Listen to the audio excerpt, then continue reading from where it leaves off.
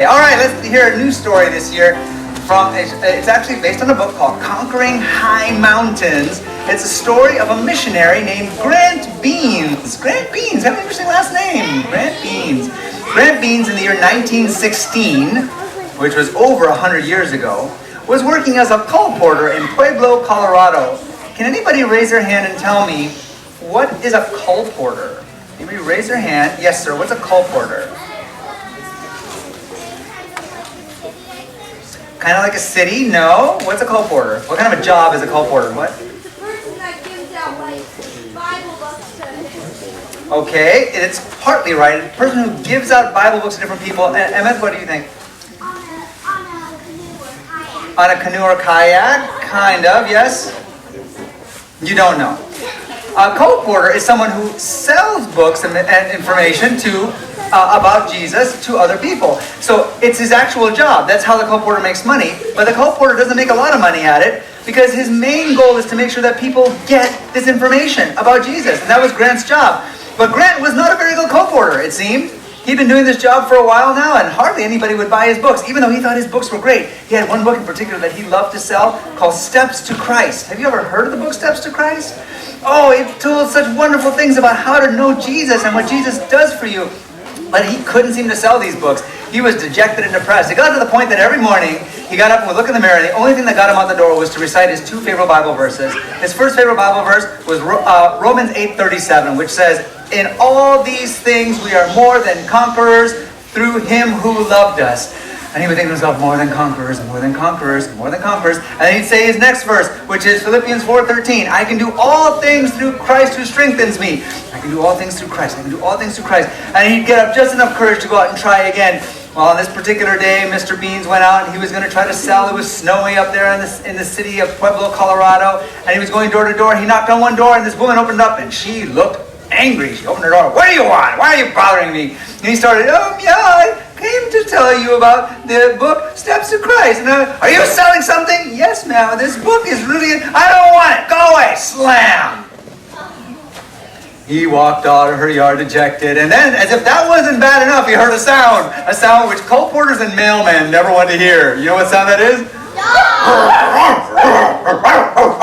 And he looked, and this dog was supposed to be chained up in the woman's yard, but it wasn't. It came running around the corner of the house, and it just grabbed her on the back of his pant leg, yanked him to the ground. He's like, get off of me! The woman came out, hey, Bruno, get back here! And that's what you get for bothering me with your books! Slammed the door again. Wow, not a nice lady. Poor Grant thought, that's it, I'm going to quit. I think I'm going to quit. But then as he was getting ready to just go back to his apartment, pack up his stuff, and move away, the Holy Spirit put a thought in his mind. Maybe I could do this job better for Jesus if I would study how to be a better salesperson. So he went to the library and he spent a couple hours just reading books on how to sell things and how to impress people and how to talk to them about stuff that they might want to buy. And he got some good ideas. I think I could maybe try this. I'll try this a little bit more. But God, I really need you to show me a sign that you want me to keep doing this. He came out of the library. He was walking back down the street in the snowy sidewalk to get back to his apartment. And you know who was standing outside of her house with a big dog on a leash? The angry lady. And he thought, I'm going to cross to the other side. I don't want to even go by her. Lord, didn't go well this morning. But something told him in his heart, you need to keep trying. Go up to her again. And as he got closer, she smiled at him.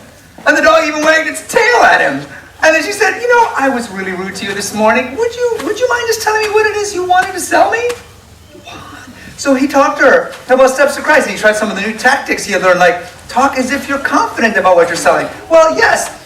This book, Steps to Christ, is an important book. It's changed my life, and I think it will change your life too. And as he talked to her, she smiled, and she nodded, and she reached in her pocket, and she gave him the money for the book. What?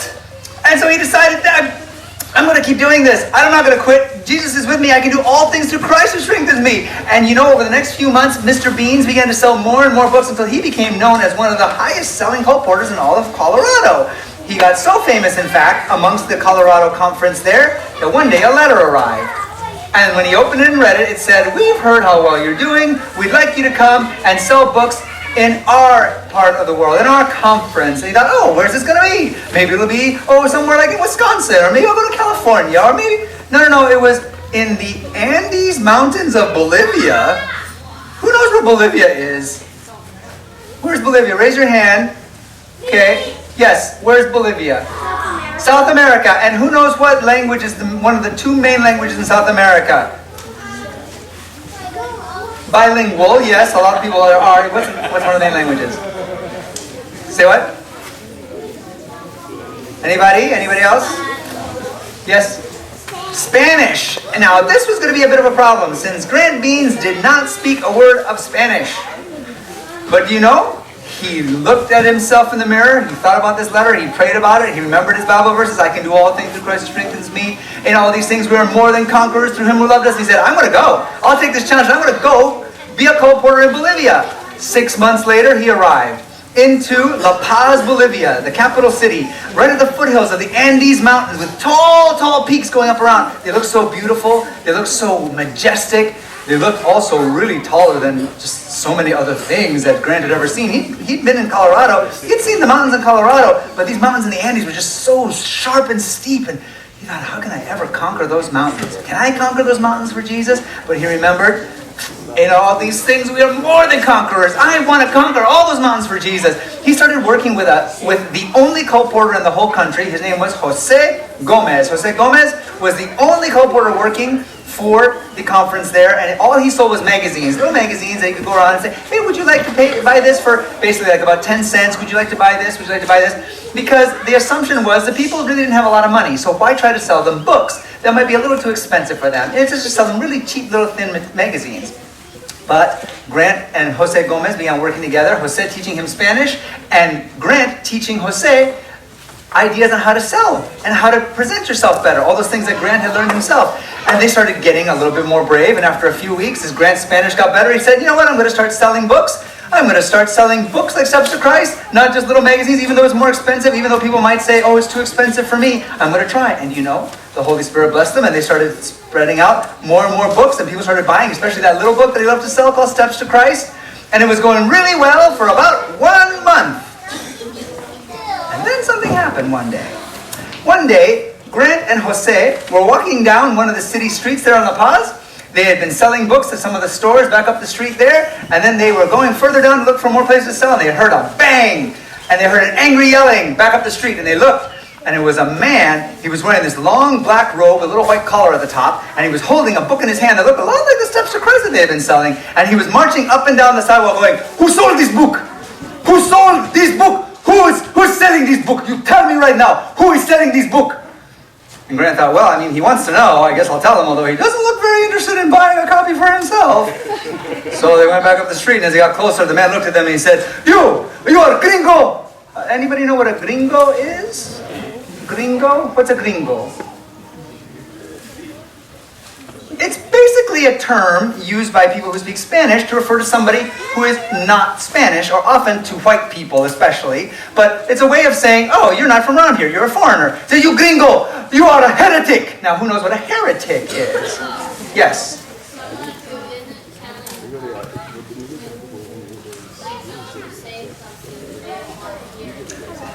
Okay, yeah, I like where you're going with this. So somebody who's saying something that goes against what you believe, right? Okay, so he said, you are gringo, you heretic, you come selling these books, these Protestant books. Okay, last word we have to define. Who knows what a Protestant is? Have you ever heard of Protestant? Protestant? Yes, sir. What's Protestant? Okay, the Protestants protested against what the Catholic Church was teaching, the things about God and about Sabbath and other things. And so this priest, he was a priest, he was a Catholic priest wearing a white collar over his black robe, said, you are Protestant and you are selling these things, and these people, if they read your books, they are going to hell. Call the police. And wouldn't you know, it was just Grant's luck. There were two policemen right down the street, and they came right up. And they asked the priest what the problem was. He said, I told you the problem. These men, they are Protestant, gringo, heretics, and they are selling these books to the people. You arrest them right now. And the police said, all right, come to the station. And they took them down to the police station. They didn't put handcuffs on them. They didn't even keep them in jail. They just said, we are going to write your names down. What is your name? Your name Jose Gomez. And your name Grant Beans? Beans like frijoles? Okay, Grant Beans. And you must come to the court in 2 days. The judge will be there, and he is going to have a judgment for you. You come to the court. Oh, man. What do you think they did for the next 2 days? Prayed! Oh, my goodness, they prayed so much about it. Oh, and you know, this was a real test, because Grant still wasn't really good at Spanish, but he was trying to speak Spanish, and he was understanding it, but his tongue wasn't really getting it yet. And so Grant prayed a lot those 2 days, Lord, please help my tongue work better so that I can explain what we're doing, because the judge is certainly going to have questions for us. They showed up to the court 2 days later, and it wasn't just a court session for just them. The judge came out and he ruled on all these different cases. They had to sit and wait and wait and wait and wait and wait. And Grant was almost falling asleep waiting. He was, we've been here for hours. So finally they called out, the case of Jose Gomez and Grant Frijoles? It's beans, sir, Mr. Judge. Come forward. They came forward. One of the policemen was there as well. And the judge said to the policeman, tell me what this case is about. And the policeman said, well, sir, there was a priest, and he said that they are heretic, gringo, Protestants. They are selling books that make people go to hell. And the judge said, so did the priest read the book? I don't know, senor. I was just called there. Did you read the book? Said the judge. No, senor, I would never read the book, says the policeman. Then the judge said, how can we make a decision about this book unless we read the book? Mr. You said Beans? It's a strange name. Mr. Beans, could you tell me about this book? What an opportunity! There's a crowded courtroom full of people, and this judge is asking him to talk about the book. Well, what do you think Grant Beans did? He got up and said, I happen to have a copy of the book right here, sir, and I will tell you about it in Spanish. And Mr. Beans began to talk, and as he spoke, words were coming to his mind. This is how to say this word. This is how to say this word.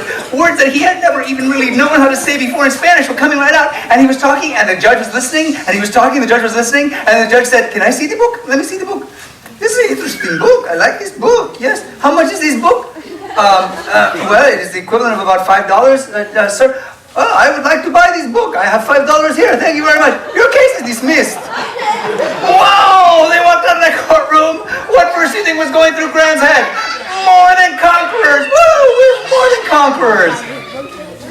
Well, Grant kept on going. Grant now wanted to start reaching other people besides just the people in La Paz. He went to some other cities and towns around, and he had finally his first convert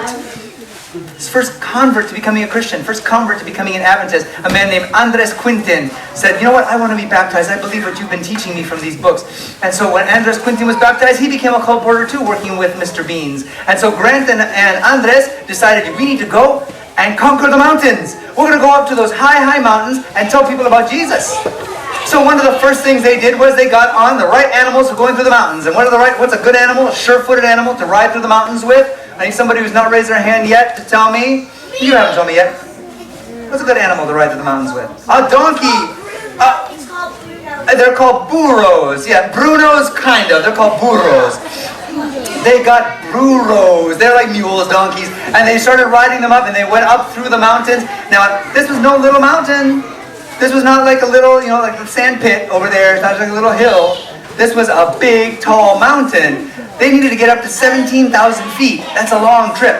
And they were climbing on their burros. And then, as they got higher and higher, the trails got too narrow to ride on the burros because they were riding and there would be a steep wall on one side and there would be a drop-off on the other side. And so they would get off the burros and they'd walk in front of them sideways like this. And the burros would walk along sure-footedly, one foot in front of the other. And unfortunately, this is when Grant discovered that he had a bit of a fear of heights. And also, unfortunately, this is when Grant discovered that he was having a hard time breathing up in this thin air. And unfortunately, this was also the day that Grant came down sick. He got a fever as well. So now he was traveling through the mountains, scared of heights, having trouble breathing and having a fever. And the whole way, he was just panting as he went along. I can do all things through Christ. I can do all things through Christ. And a song came into his mind. There's a song he'd grown up singing, and a song that I hope we're going to learn here in the tent this year. And it goes like this. Anywhere with Jesus, I can save, go anywhere he leads me in this world below. Oh, he was having trouble singing it. The air was so thin. But they finally made it up to the city of Camargo, high up there in the mountains. And the city of Camargo, they began selling their books. And over the next couple of days, he was able to breathe a bit better. His body got used to the thin air. And as they were selling books, they realized people didn't really want to buy them very much. It was weird. It was like people just were kind of ignoring them or like nervous to be around them. And so finally, one day, they found out why. Because they got to a fancy little house out on the outskirts of Camargo, and this woman let them into her beautiful living room, and she was chatting away with them. Oh, hello, my name is Mrs. Marino. I am the wife of the mayor of the town, and I am so glad to see you here selling. You say these are books about Jesus? Oh, wonderful. I would love to buy one of your books. I would buy 3 of your books, in fact. I have a lot of money, because did I mention I am the mayor of I'm the wife of the mayor? But I would like to tell you, it's a good thing that what you are selling is not those Protestant Bibles, because we had some Protestants come one time, and they came and they sold the Protestant Bibles, and then the priest said, oh, those are bad Bibles, we should not be reading those Bibles, we have to burn them all. So of course the people are a little nervous about buying things, but I will tell all my friends that you are good people, you are selling good books. So thank you for selling me your books. Goodbye. They didn't get a chance to get a word in edgewise that, technically, we are Protestants. The Steps to Christ is written by Seventh-day Adventist person, and, we believe the things that Protestants believe. Well, they kept on going. Sales were doing better for the next day or so, the next day and a half or so, because people were buying these books. They'd heard Mrs. Marino bought one, so certainly they'd want to read one and buy one too. It must be fine because Mrs. Marino said it was fine. Then came the first Sabbath in Camargo. And that morning, Andres and Mr. Beans got up and they said, we're going to spend Sabbath down by the river. It'll be a nice day. And as they were walking to the river, they heard the church bell ringing. Now, this was the big Catholic church in the middle of town. Now, do you expect the Catholic church bells to be ringing on Saturday morning or on Sunday morning? Raise your hand if you think they'd be ringing the bell on Saturday morning. Do you think they'd be ringing it on Saturday normally? How many think they'd be ringing it on Sunday? Right, they normally ring on Sunday because that's the day that the Catholic church has their worship service. You can put your hands down. So, they thought it was a little strange that they were ringing it on Sabbath, Saturday morning, but oh well, whatever. Maybe they have something important they're doing, and they all went to the river. Andres and Grant went to the river. They had a beautiful Sabbath. And on the way back to their hotel that afternoon, they saw Mrs. Marino walking down the sidewalk. Oh, how nice. We get to see Mrs. Marino again. And Mrs. Marino was not looking very happy. In fact, Mrs. Marino was looking kind of upset. And Mrs. Marino had a policeman with her. And you guys know where this story is going, don't you? Mrs. Marino said words they'd heard before. These gringos, they are heretics. They are Protestants. They are selling Protestant books. They sold me a Protestant book, and we must burn it, and we must arrest them, arrest them, arrest them. And Grant said, excuse me, Mrs. Marino, but have you read the book yet? I would never read the book. The priest had us all come to the church this morning. He told us anybody who reads the book, they go to hell. So you are heretic, and you are bad people, and we must arrest. No, don't just arrest them, policemen. You kill them, pull out your gun and shoot them. And the policeman thankfully was a little bit more calm about things. And he said, Mrs. Marino, that's not a good idea.